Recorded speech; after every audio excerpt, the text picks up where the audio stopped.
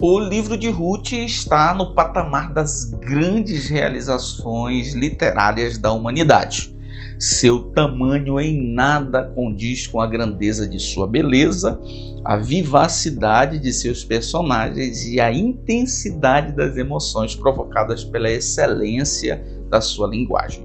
Ruth nos conduz dos idílicos campos de Moabe e Belém para o palácio do rei Davi, ensinando-nos que a provisão e o amor de Deus não respeitam fronteiras. Paz, eu sou o pastor Wellington Salles e é um grande prazer vir aqui para mais uma vez fazermos as nossas reflexões, considerações a respeito de mais uma lição da nossa preciosa Escola Bíblica Dominical. Desta feita, nós vamos estudar a lição de número 2, o livro de Ruth. Antes, porém, eu quero te fazer um pedido gentil. Você que está me assistindo, que não é inscrito no canal, se inscreva, curta, compartilhe. Fazendo esse simples gesto, você vai me ajudar a ter condições de produzir outros materiais como esses e continuar certamente abençoando outras vidas. Tendo dito isso, vamos à nossa introdução, e aqui a introdução é sempre muito bem observada, porque é nela que nós alcançamos a possibilidade de verificar algumas preciosas informações. E na introdução da lição de número 2, especificamente a respeito do livro de Ruth, é possível considerar o aspecto literário do livro, é possível considerar o aspecto espiritual do livro, é possível considerar o aspecto inspirativo, de inspiração do livro, e é possível, por fim, considerar o aspecto teológico. Falando, em primeiro lugar, do aspecto literário, cabe considerar que o livro de Ruth está no grupo do gênero literário de conto. Isto porque nós somos apresentados no livro de Ruth a uma narrativa curta, muito intensa, de poucos personagens, porém com apresentações muito vivas, situacionadas, ou seja, que acontecem em um tempo, em lugares específicos, que a estrutura conduz para um clímax, para um ponto alto da história muito rapidamente, e essa história curta é capaz, de maneira muito simples, entre aspas, suave, transmitir princípios muito preciosos. A respeito do livro de Ruth, e especificamente considerando o fato de que ele se encaixa, por assim dizer, no gênero literário do conto, cabe fazer a menção de que ele só apresenta 3 personagens principais: Noemi, Ruth e Boaz. Mas o mais importante, ao invés de traçar o desenvolvimento deles, é a história ser construída com alvo de levar os leitores a não apenas conhecê-los, de onde são, quais as características, mas compreender a tensão do seu coração. Tudo isso concorda com as características de um conto, que é edificar, instruir os leitores de maneira agradável no que diz respeito ao seu propósito. Tendo considerado esse aspecto literário, vamos ao aspecto espiritual do livro.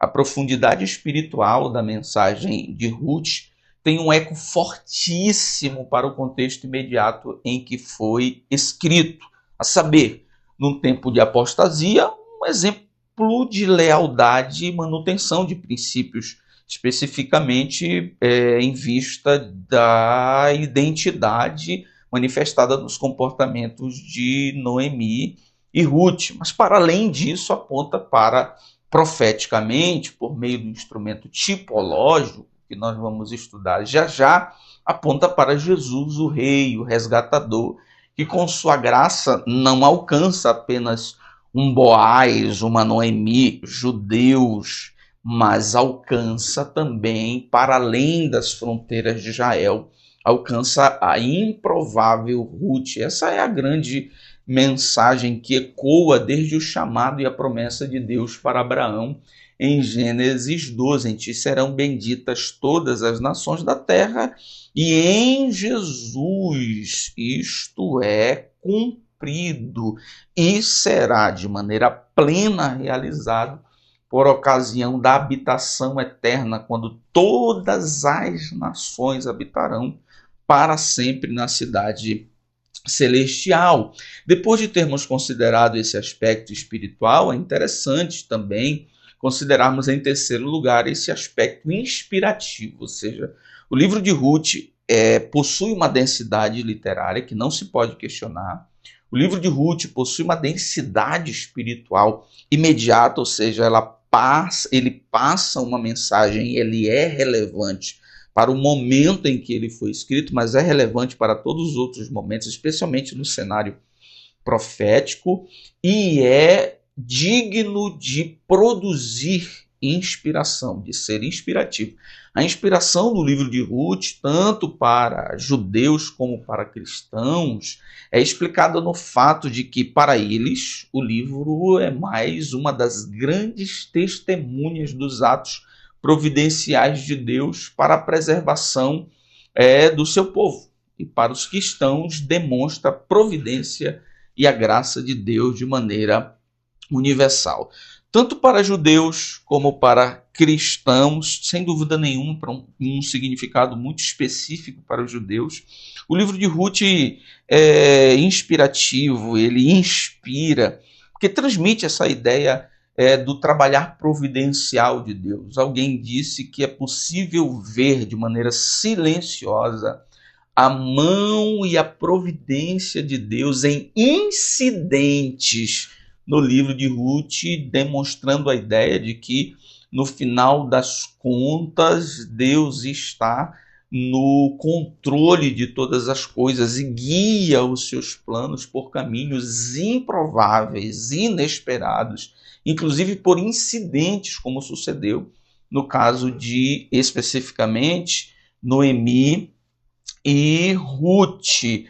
Nesse sentido, transmite, sem dúvida nenhuma, a mensagem que Deus trabalha para a preservação do seu povo e para a preservação da bênção da humanidade, daqueles que reconhecem em Jesus o seu redentor, o seu resgatador. E, por fim, o aspecto teológico do livro de Ruth é visto no sentido de que ele é capaz de transmitir e de estabelecer a consciência de que Deus é o governador do mundo e que a sua providência orienta os seus excelentes propósitos. Nós vamos verificar que a beleza, a perfeição, a excelência do ponto de vista literário do livro de Ruth é tão grande que é até difícil de definir uma mensagem que ele transmite, porque, em vista da sua excelência literária, ele é capaz de transmitir uma variedade enorme de mensagens que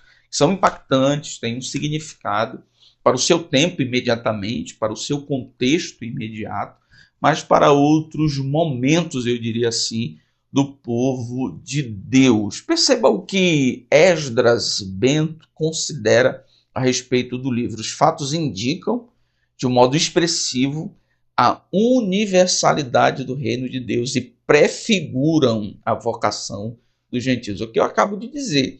O livro de Ruth tem um significado expressivo, de muita relevância para o seu tempo, mas tem um significado expressivo e profético para todos os tempos, como considera Esdras Bento, que prefigura, inclusive, a vocação dos gentios, a bênção de Deus para aqueles que não estão, eu diria, circunscritos à fronteira de Israel. Tendo falado sobre esses 4 aspectos que é possível que sejam percebidos na nossa introdução a respeito do livro de Ruth, vamos ao nosso primeiro ponto, que é a organização do livro. E aqui nós vamos perceber a organização do livro na Bíblia hebraica, a organização do livro na Bíblia cristã, e um ponto, assim como a maioria dos livros, especificamente do Antigo Testamento, de debate que diz respeito à autoria e data, o que é muito comum.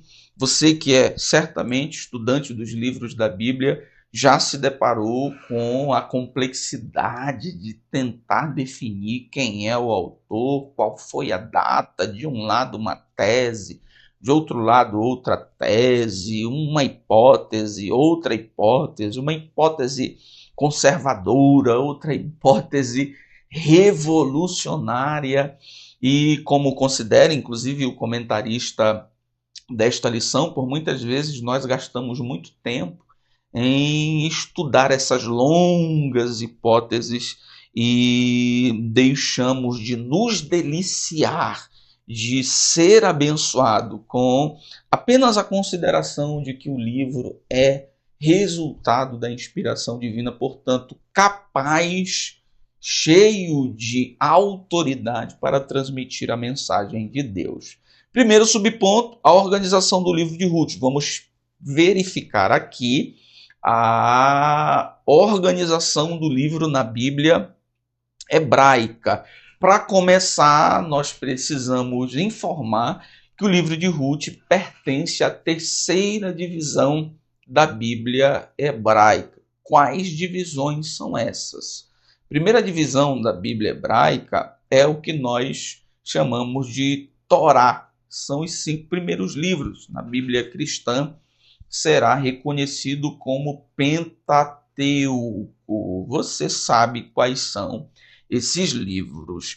O segundo grupo, a segunda divisão da Bíblia hebraica, é chamado de Nevim, que corresponde aos livros proféticos, que são subdivididos, preste atenção para isso, em profetas anteriores e profetas posteriores.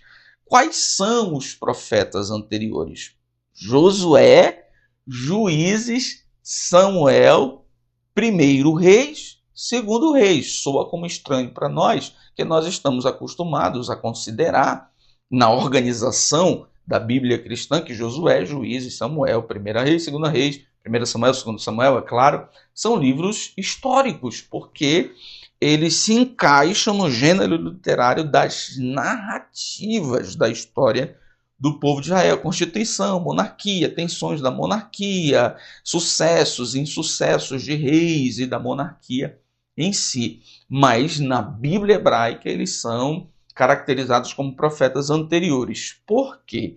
De alguma maneira, eles fazem menções de alguns profetas que é possível que sejam vistos no livro de Josué, no livro de Juízes, 1º e 2 Samuel, 1º e 2º Reis. A segunda subdivisão dos profetas, dos Nevim, dos profetas, os profetas posteriores, que nós conhecemos. Isaías, Jeremias, Ezequiel e os 12 profetas menores.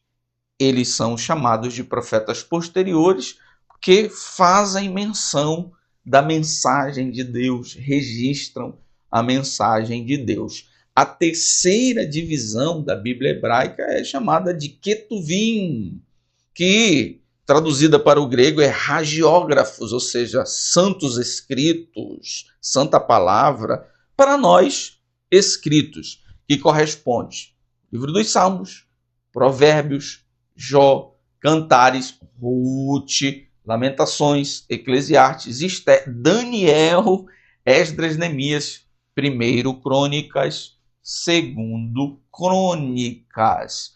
São livros reconhecidos pela sua veia literária e poética. Nós já somos apresentados na abertura dessa terceira divisão da Bíblia hebraica ao maior representante da expressão poética no Antigo Testamento, que logicamente é o livro dos Salmos, e nessa terceira divisão está o livro de Ruth.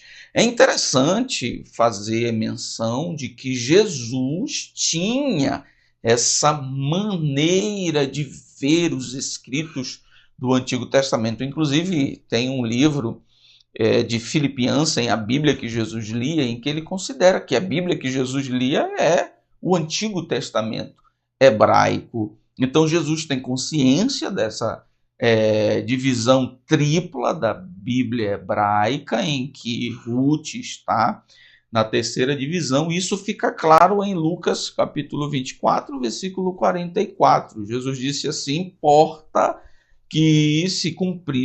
importava que se cumprisse tudo que de mim está escrito na lei de Moisés, que é a Torá, os 5 primeiros livros, nos profetas, Nevim, profetas anteriores e profetas posteriores, e nos salmos, que corresponde aos escritos. Certamente Jesus está tomando o livro dos Salmos, que é o mais importante, por todos os outros livros. Então, o livro de Ruth, onde está na organização da Bíblia hebraica, na terceira divisão da Bíblia hebraica, no grupo dos escritos.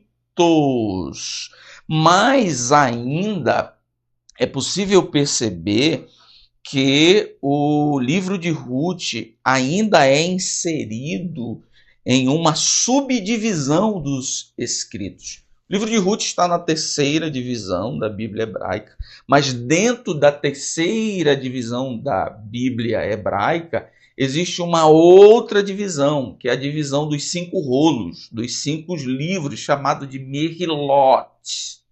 Eram livros que eram lidos em datas festivas, datas comemorativas, porque eram reconhecidos pela sua capacidade expressiva, poética.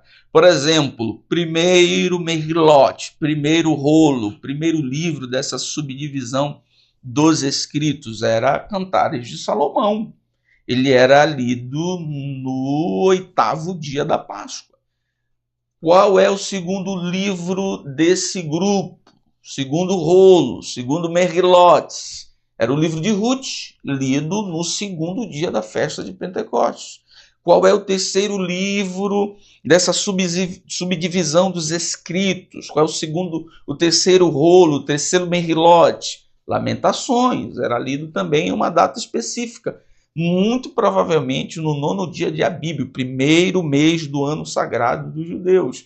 Depois Eclesiastes, lido no 3º dia da festa dos tabernáculos, e Esté, que eu já disse aqui em outra ocasião, lido por ocasião da celebração da festa da sorte, do Pur, a festa do Purim, que celebrava, é claro, a providência de Deus em preservar o povo judeu por ocasião da tentativa de Ramã de destruí-lo e a intervenção divina pela instrumentalidade de Esté. Então, todas essas informações, senhoras e senhores, que precisam ser tratadas com muita delicadeza, em vista de poucas vezes ser mencionadas e não estar assim dentro de uma intimidade que nós temos de uso da Bíblia, precisam ser consideradas de maneira organizada para que a gente entenda onde está na Bíblia hebraica o livro de Esté. Na organização do livro de Esté, depois de mencionarmos o fato de ele estar organizado na Bíblia hebraica de uma maneira, nós vamos agora mencionar a organização do livro na Bíblia cristã. E na Bíblia cristã, o Antigo Testamento é composto de 4 divisões, de 4 grupos de livros: Pentateuco, poéticos, históricos e proféticos. Aí você já sabe, já é a nossa praia, nós estamos falando a mesma linguagem. Está aí no índice da sua Bíblia as divisões. Algumas delas vão ser diferenciadas porque vão incluir, depois ou antes dos poéticos, os livros de sabedoria. Mas para todos os efeitos, os livros de sabedoria podem muito bem ser inseridos no grupo dos poéticos. Ruth está categorizado como um livro histórico. Por quê? Porque ele é um livro narrativo.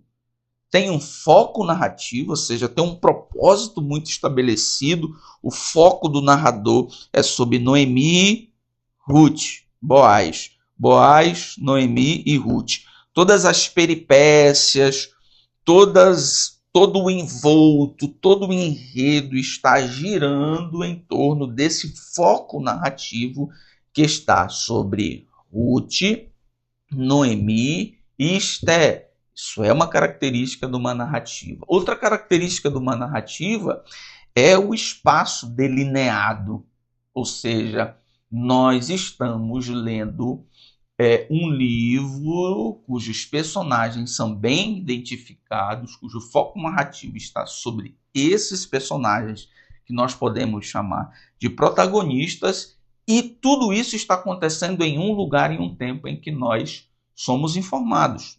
No dia dos juízes, ora em Moabe e principalmente em Belém de Judá, principalmente na terra do pão. Essas são as características de uma narrativa. É por isso que na Bíblia cristã o livro de Ruth está encaixado, agrupado, por assim dizer, nos livros históricos. Mas não é por isso, por ter características de uma narrativa, que o livro não vai ter características ou pode ser desconsiderado do ponto de vista poético, pode ser desconsiderado do ponto de vista da sua expressividade poética, e é possível observar isso pela qualidade da estrutura dos diálogos. Ruth, Noemi, Noemi, Ruth, Noemi, Ruth, Boaz, Boaz, Noemi, Ruth. Toda a história de Ruth do livro é organizada com base na estrutura de diálogo. Nós podemos perceber também que o escritor do livro de Ruth, ele usa o que nós chamamos de fatos em espelho. Exemplo, nós somos informados a Noemi que sai, nós somos informados a Noemi que chega. O livro inicia com Noemi perdendo filhos, acaba com Noemi cuidando do filho, que o povo a reconhece também como filho da sua consolação. O livro começa com uma família destruída, termina com uma família estabelecida. Isso não é coincidência, isso é um instrumento literário que comprova, estabelece de uma vez por todas a excelência poética do livro de Ruth. Por essas e outras questões, especificamente por sua característica narrativa, na Bíblia cristã, o livro de Ruth está na categoria de livros históricos. E nesse sentido de considerar a importância histórica, a importância narrativa do livro de Ruth, é que nós observamos o fato de que o livro serve ou cumpre um propósito de elo entre um período anárquico, um período dos juízes, onde não tem rei, para um período em que tem um rei. Ou seja, nós somos iniciados na leitura do livro de Ruth a considerar que o que acontece no livro é num período dos juízes. E o período dos juízes é reconhecido até pelo relato do próprio livro de Juízes, que o povo não tinha rei. E termina o livro de Ruth nos falando do rei Davi. Ou seja, se nós desconsiderássemos a existência do livro de Ruth e começássemos a falar da monarquia, do reinado de Davi, e existia um vácuo de linhagem, um vácuo de estrutura, um vácuo que explica a legitimidade do rei. Então perceba a importância literária do livro de Ruth, que está entre os juízes, um momento sem rei, e os livros que mencionam o início da monarquia. Se tirasse o livro de Ruth, nós teríamos um problema muito sério em relação à crença na legitimidade do rei Davi e, posteriormente, na legitimidade do Rei dos Reis, que é Jesus de Nazaré. Mas, para resumir, assim, para terminar essas nossas considerações a respeito da qualidade literária de Ruth, eu faço a seguinte menção de André Coelho. Ele faz a seguinte consideração: em Juízes temos guerras, em Ruth paz. Em Juízes crueldade, em Ruth gentileza. Em Juízes, idolatria. Em Ruth, fidelidade ao verdadeiro Deus. Em Juízes, depravação. Em Ruth, amor genuíno. Em Juízes, deslealdade. Em Ruth, devoção. Então, na Bíblia cristã ou na Bíblia hebraica, nós somos levados a considerar a grandeza literária de Ruth. Terceiro subponto é autoria e data. A data é incerta, que faz com que o debate sobre a autoria também tenha incertezas. Nós vamos verificar que há algumas teses que apontam para a autoria de Samuel, como também há algumas teses que apontam para a teoria de Esdras, tem algumas teses que apontam para a teoria de autoria de Ezequias, tem até algumas teses que apontam para uma autoria feminina, ou seja, existe uma variedade de teses. Nós vamos ficar com a tese mais conservadora, que não é a tese mais excelente, que não nos conduz a certeza nenhuma de autoria. É necessário nós fazermos essa consideração.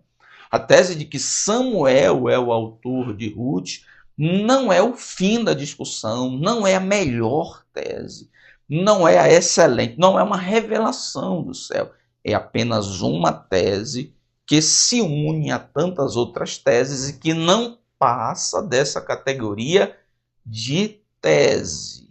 Então, para a autoria de Samuel, nós temos algumas, eu diria, razões para crer que Samuel foi o autor do livro de Ruth. Primeiro, é o livro que organiza, o livro que orienta, uma espécie de livro ou de manual religioso para o povo judeu, que é o Talmud. O Talmud é uma obra milenar de regulamentos, tradições judaicas, e ele atribui a autoria de Ruth a Samuel.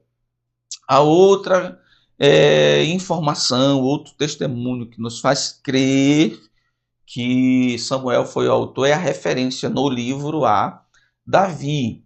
A forma como o autor se refere a Jessé e a Davi parece indicar contemporaneidade, familiaridade com os personagens, o que também aponta para Samuel. Mas essa referência a Davi, para quem não crer desta maneira, de que esta referência aponta para Samuel, vai dizer que ela diz exatamente o contrário, de que Samuel não é o autor do livro, porque essa referência a Davi é feita do ponto de vista de Davi como rei. E Samuel não está vivo no momento em que Davi é rei. Por isso, dizem aqueles que atacam esta tese que não é possível que Samuel tenha sido o autor do livro. Pastor Wellington, o senhor está embaralhando a minha mente. Não estou embaralhando a sua mente. Estou sendo tão somente honesto intelectualmente para dizer para você que esta não é a tese suprema, a tese consistente, a tese melhor, a prova cabal, o fim da discussão. Ao lado dela existem outras teses. Só para dizer que a autoria e a data do livro de Ruth são questões incertas. Amém ou não amém? Tendo dito isso, ficando com a tese mais conservadora de que foi Samuel o autor do livro, vamos ao nosso ponto 2, o contexto histórico. E eu começo a consideração a respeito do contexto histórico mencionando uma frase muito definidora do contexto, que está no livro de Ruth, nos dias em que os juízes julgavam. Isso já nos dá um panorama é muito cheio de informações, que inclusive produz a necessidade de certo esforço para construir e explicar de maneira compreensível o contexto histórico do livro de Ruth. Primeiro subponto, no tempo dos juízes. Quem eram os juízes? Primeiro ponto. O juiz era a pessoa, homem e mulher. Lembre-se de Débora. Débora foi uma juíza escolhida por Javé para expulsar o opressor e dar paz à terra e ao povo. Os juízes não eram pessoas sobrenaturais e também não eram magistrados. Não pode se confundir a figura do juiz do tempo dos juízes com a figura do juiz que nós temos hoje. Eles não eram da magistratura, não estavam às voltas com processos e, enfim, trabalhando no âmbito forense, jurídico. Eram juízes do ponto de vista de serem líderes, de serem resolvedores de problemas nacionais, juízes no sentido de libertar o povo da opressão pela vontade de Deus e inspirados pelo Espírito de Deus. Quem foram ou quais foram os juízes? A lista varia. Tem lista que diz que são 12, tem lista que diz que são 15, mas é bom nós lembrarmos dos principais. Gideão, Sansão, Jefité, tem gente que coloca nessa lista Eli, pai de Ofni e Finéias, e tem gente que coloca nesta lista Samuel, que acaba por ser uma espécie de transição do período dos juízes para o período monárquico. Quais eram, e eis aqui o ponto muito decisivo e importante para a nossa consideração a respeito do contexto histórico, quais eram as características da sociedade dos juízes, a sociedade desse tempo, que abarca ao menos 350 anos, 3 séculos da história do povo de Israel. Primeiro, anarquia. Não havia lei, uma consciência de lei, uma obediência nacional da lei, autonomia. Não havia unidade nacional. Cada tribo acabava por ser uma espécie primeiro exemplo de cidades-estados que sobrevivem por si, que se defendem sem a necessidade de uma espécie de aliança, de liga, de defesa. Logicamente, essa anarquia, logicamente, essa tentativa de sobrevivência autônoma fez com que essa sociedade fosse, eu diria, vulnerável às influências de quem já habitava em Canaã. Por isso, a idolatria é uma marca muito comum desse tempo e, em vista da idolatria, a manifestação do juízo de Deus. Percebam um tempo de certa bagunça do ponto de vista social, do ponto de vista espiritual, que montava um cenário para a manifestação do juízo de Deus, que de maneira a pressioná-los conduzia o povo para buscar a Deus e construía o contexto da manifestação da providência de Deus, caracterizada pela vida e manifestação dos juízes. Segundo subponto, secularismo, hedonismo e idolatria.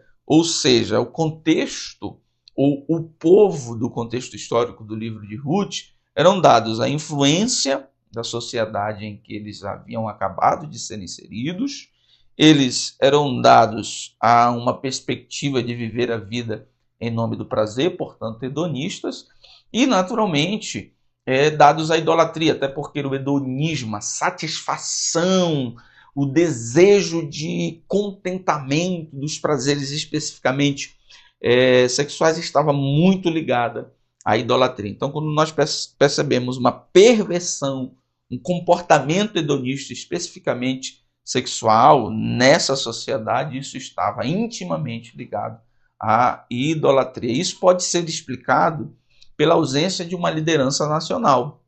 Naqueles dias não havia rei. É uma informação do livro dos Juízes.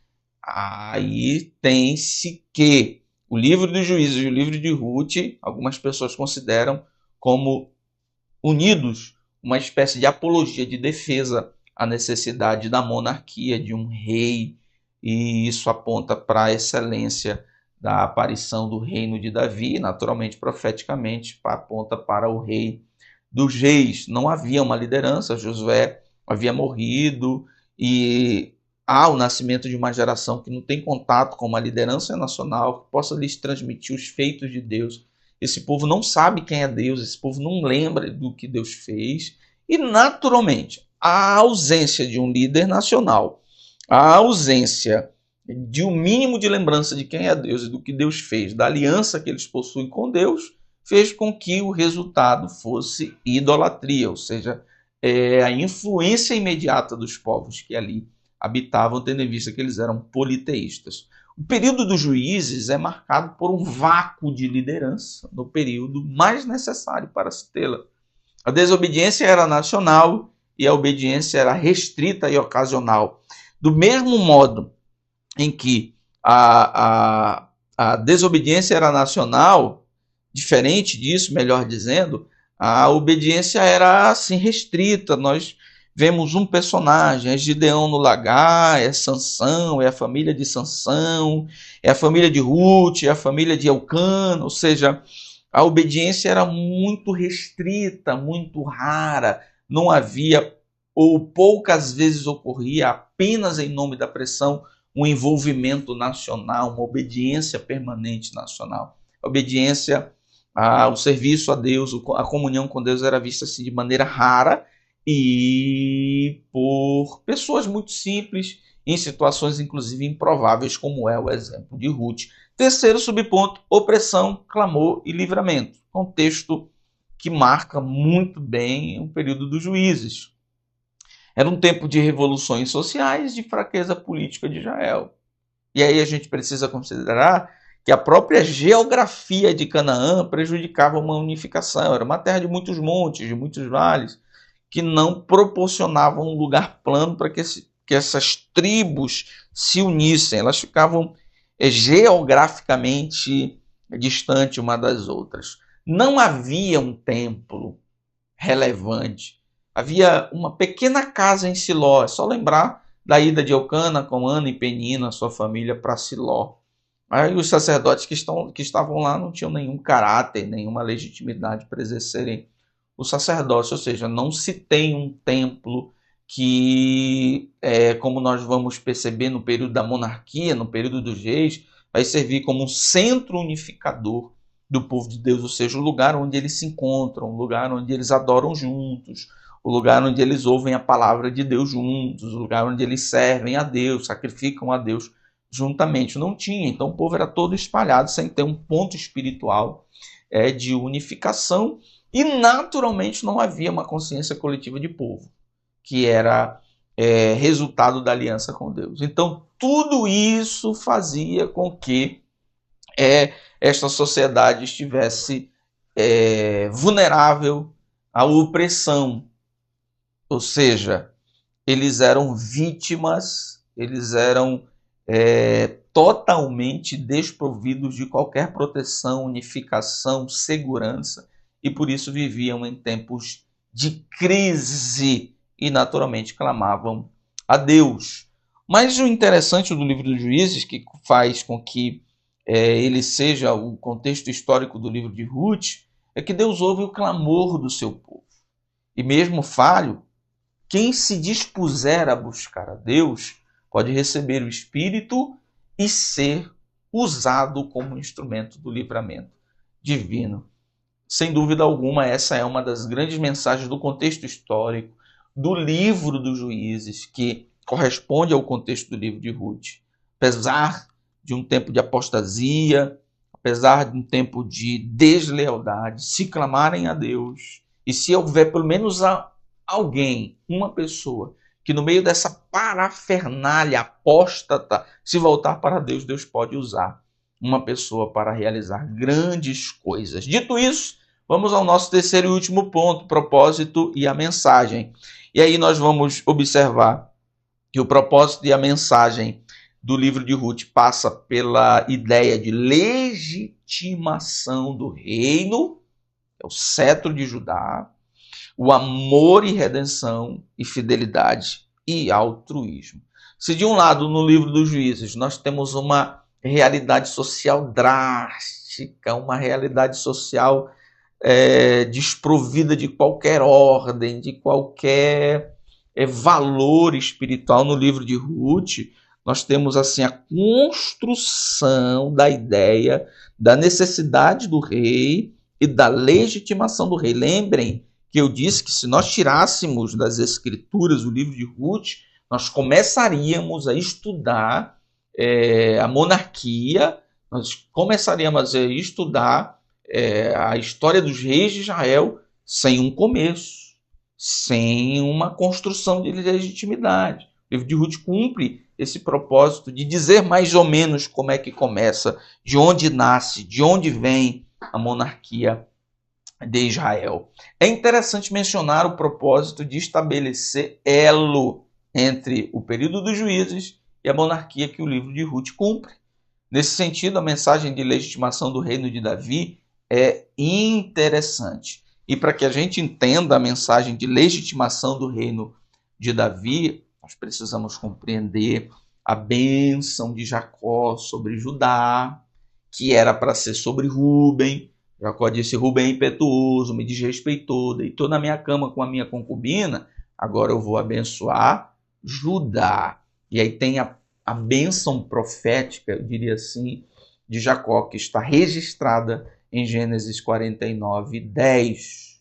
Certamente você lerá na sua revista em uma versão da corrigida ou da atualizada. Mas para ficar mais claro para você entender, outra versão diz assim: o cetro, ou seja, um instrumento que representa o governo, não se afastará de Judá, nem o bastão de autoridade de seus descendentes, até que venha aquele a quem pertence, aquele que todas as nações honrarão. Então, Ruth vai nesse sentido de apresentar de que o fato de que o rei Davi, filho de Jessé, da tribo de Judá, mesmo Judá que recebeu a bênção profética de que de Judá viria um rei e de Judá viria também o rei em que todas as nações, olha a mensagem universal da graça que alcança todos os povos, o honrarão. Interessante pensar também que enquanto Davi era de Judá, Saul era de Benjamim. A mensagem do livro de Ruth corrobora, estabelece a mensagem de que quem é legítimo é de Judá, não é de Benjamim. Davi é de Judá, é o rei escolhido por Deus. Jesus é de Judá, de Belém, o rei escolhido por Deus. Então, a mensagem de Ruth é essa mensagem de legitimação do reino. Segundo subponto, a mensagem de Ruth também fala de amor, de redenção. A mensagem principal do livro de Ruth é o amor de Deus e seu plano de redenção para toda a humanidade. Não é amor só para Noemi, não é amor só para Boaz, que são judeus. É amor também para Ruth. E se Orfa quisesse, era amor também para Orfa. Mas Orfa não quis, decidiu-se por não escolher o Deus de Noemi. Ruth escolheu. Ruth é a prova do amor de Deus para as nações. E Boaz representa de imediato o resgate da descendência, o resgate dos bens, mas representa de maneira profética, tipológica, Cristo como resgatador, o redentor das nossas vidas. E por fim, a mensagem de Ruth é uma mensagem de fidelidade e altruísmo. Eu estou num contexto problemático, mas eu sou fiel. Estou num contexto em que as pessoas são egoístas, mas eu me relaciono com Noemi, eu sou amiga de Noemi sem esperar nada em troca, ainda que ela tenha dito que não tem nada para me oferecer. Mas o Deus dela é o meu Deus. Onde ela for, eu irei. Onde ela descansar, eu vou descansar. E onde ela morrer, eu serei sepultada. Um amor, um altruísmo dedicado a uma pessoa que não tem nada a lhe oferecer, mas recompensado por Deus. Então, queridos e queridas, Deus abençoe a todos em nome de Jesus.